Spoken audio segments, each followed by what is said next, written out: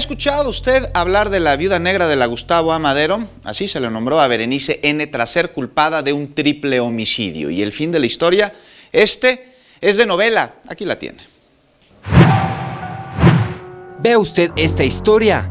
Esta mujer, Berenice Alanís N., pasó de ser la empleada doméstica a esposa de un empresario y heredera, pero también se convirtió en la principal sospechosa de un triple homicidio, el de su esposo y sus dos hijastros, Patricia de 26 y Jacobo de 25 años.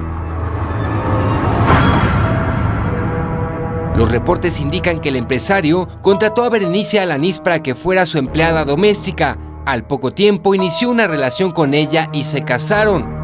De acuerdo a las indagatorias de la Procuraduría General de Justicia de la ciudad, su esposo descubrió una infidelidad de Berenice con su hijastro, razón por la cual la sacó del testamento.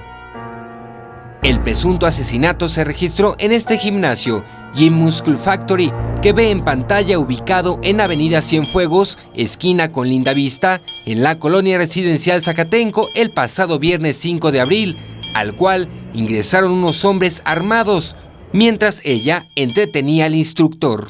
El asesinato fue realizado. Jacobo Quesada era el propietario de este negocio, además de ser dueño de edificios, locales comerciales, terrenos y organizador de palenques en Hidalgo y Ciudad de México. La mujer fue detenida, pues las investigaciones de la Procuraduría General de Justicia de la Ciudad de México la apuntaban como principal sospechosa o autora intelectual del hecho. Fue ingresada en Santa Marta, Catitla. Sin embargo, un juez calificó de no legal la detención de Berenice, por lo que fue puesta en libertad este domingo. Y tras ello, la mujer envió 17 plataformas a la casa de su finado esposo para llevarse una colección de autos valuada en 20 millones de pesos.